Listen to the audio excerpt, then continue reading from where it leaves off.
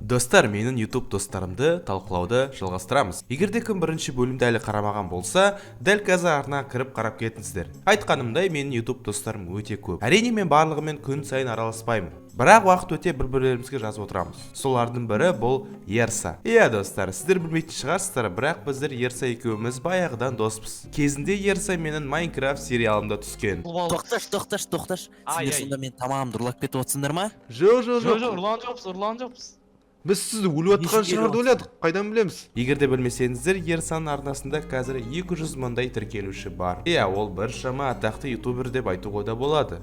Ал контент туралы айтатын болсақ, ол өте қызықты және сапалы. Ерсада Темірлан сияқты неше түрлі эксперименттер, челлендждер жасап отырады. Мұндай видеолар әрине көптеген просмотрлар жинайды, сондықтан Ерсаға сәттілік. Келесі досым бұл Армани.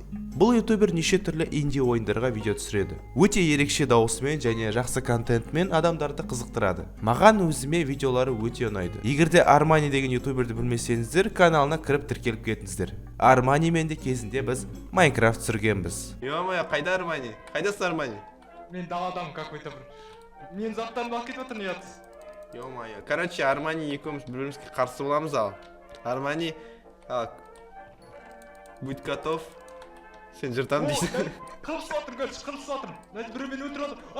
Короче, сау болыңдар, космонавт болдым мен. Мистер Прикольчик. Иә, Нұрболатпен де мен баяғыдан бері таныспын және бір-бірлеріміздің видеоларымызды қарап жиі комментарий жазып отырамыз. Прикольчиктің контент туралы айтатын болсақ, ол маған өте ұнайды. Осындай көңілді, жақсы монтажбен жасалынған кликбейтсіз видеолар шынымен де қазақ YouTube үшін өте жақсы. Ең ұнайтыны, Нұрболат видеоларды жиі шығарса да, соңында қызықты қылдырып шығарады. YouTube'ты коммерциялық оймен емес, творчество жағынан жасап отырған үшін оны өте бағалаймын. Даник Реал. Q-Style ашылмай тұрып, біз баяғыдан Даникпен таныс болғанбыз. Кезінде Даник Реал маған Майнкрафт сериал түсіруге көмектескен. Чөтті бұл мультте Майнкрафт туралы көп айтып кеткен сияқтымыз.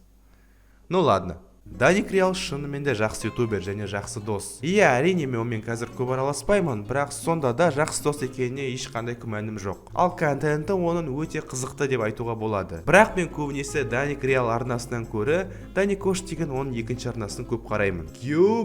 Кюброны мен баяғыдан бері танимын. Ол кезде Кюбро емес, қарапайым бро деген атпен болған ютубтағы аты. Ал подписчик саны 10 мыңдай болған шығар шамамен. Ол кезде Q-Style деген жоқ, Free Fire контент деген жоқ. Кәдімгі осы God of War, Red Dead Redemption деген ойындардан Кюбро видео түсірген болатын. Кюброның қазіргі контентін мен аса көп қарамаймын, шын айтсам. Өйткені Free Fire деген ойымен қатты қызықпаймын. Бірақ Free Fire түсіретін адамдар үшін Кюброның арнасы өте сапалы және контенті жақсы деп ойлаймын. В общем, міне әзірше осыда жарайды деп ойлаймын.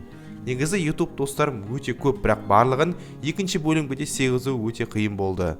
Сол үшін үшінші бөлімде шығып қалуы мүмкін болашақта. Ал оған дейін достар, сіздер 2000 лайк жинап тастау керексіздер және арнаға тіркелмеген болсаңыздар, қазірден бастап тіркеліңіздер. Сонымен қатар достар, біздің Инстаграмға тіркеліңіздер. Достар, менде 2 Инстаграм бар. Екінші Инстаграмды аштым арнайы қалам арнасына. Ол Инстаграмда достар, мен неше түрлі суреттер салып тұрам, сіздердің фанарттарыңызды салып тұрам және осы арнаға байланысты фанарттар, суреттер, неше түрлі жаңалықтар салып отырамын сол Инстаграмға. Және де мен өзімнің Инстаграм бар, онда мен жай ғана фотоларым шығып тұрады, неше түрлі видеолар шығып тұрады. В общем, екеуіне де тіркеліп кетіңіздер, сілтемесі бәрі описанияда болады. Кіреміз және тіркелеміз. Ал осымен сау болыңыздар.